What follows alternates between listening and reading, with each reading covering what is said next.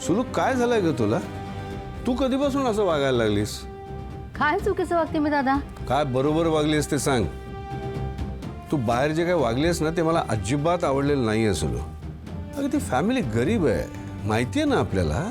आपण जर त्यांच्याशी असं वागलो त्यांच्यावर किती दडपण येईल हे सगळं कळतंय तुला. न कळण्यासारखं करू नकोस. मग काय करायला हवं तुम्ही? नाही, मान्य आहे ना मला, आपल्याकडनं खूप मोठी चूक झाली. त्यांनी त्यांच्या घरातला एक करता माणूस गमावलाय. पण आपल्या मुलाचं लग्न लावून देतो ना त्यांच्या मुलीशी, सून करून घेतो ना तिला. दरवेळेला त्यांच्या होला हो करून आपण अन्याय नाही करत आहोत आपल्यावर? असा कुठला अन्याय झालाय आपल्यावर? आता तो खरंच कळत नाहीये का?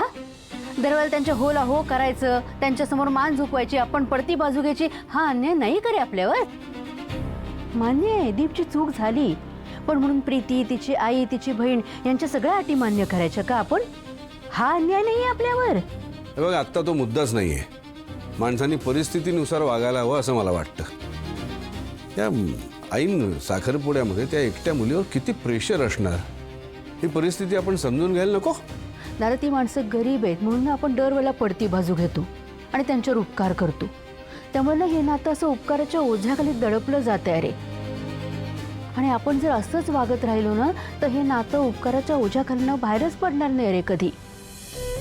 आणि याचा त्रास ना प्रीतीला, स्वराजला, आपल्या कुटुंबाला सगळ्यांनाच होईल. आणि आपल्या अशा वागण्यामुळे त्यांना सतत लक्षात येईल की आपण आपल्या घरातला एक माणूस गमावलाय.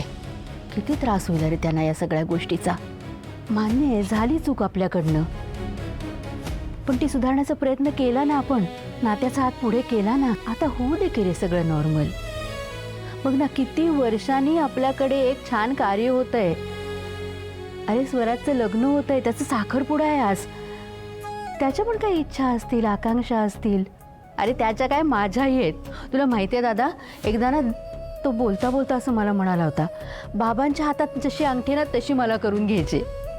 एवढी छोटीशी इच्छा आहे त्याची, ती पण अशी आपण वाऱ्यावर सोडून द्यायची का? ते कुणाला तरी दडपण येईल, प्रेशर येईल म्हणून? नाही रे दादा, हे चक्र ना कुठेतरी थांबवायलाच हवं.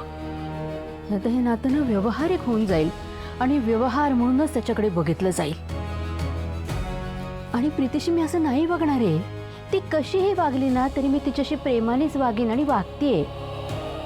आणि ज्योती काय म्हणाली मगाशी, लक्षात आहे ना तुझ्या? आम्ही गरीब असलो तरी स्वाभिमानी आहोत. असं आपण उपकार करून उपकाराच्या ओझ्याखाली ठेवायचं का त्यांना? मला ना आता कसं वागावं, काय बोलावं, काही कळेनासंच झालंय. सगळंच खूप अवघड आणि किचकट होऊन बसलंय. एक तर तुझाच हट्ट होता म्हणून हे सगळं साखरपुडा आणि लग्न या गोष्टींना सुरुवात केली आपण. आता वाटतंय स्वराजचं लग्न मंदिरात उरकून टाकलं असतं तर बरं झालं असतं. निदान हे सगळं तरी झालं नसतं. ठीक आहे, ज्योती लवकर आली तर ठीक आहे, नाही तर मग नाही आली तर काय?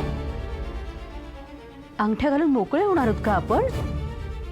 अरे ज्योती बहीण आहे तिची, अंगठी आणायला गेले, अंगठी घेऊन परत आले आणि तिच्या लक्षात आलं की अंगठी घालण्याचा कार्यक्रम आधीच उरकला गेलाय. काय वाटेल अरे तिला?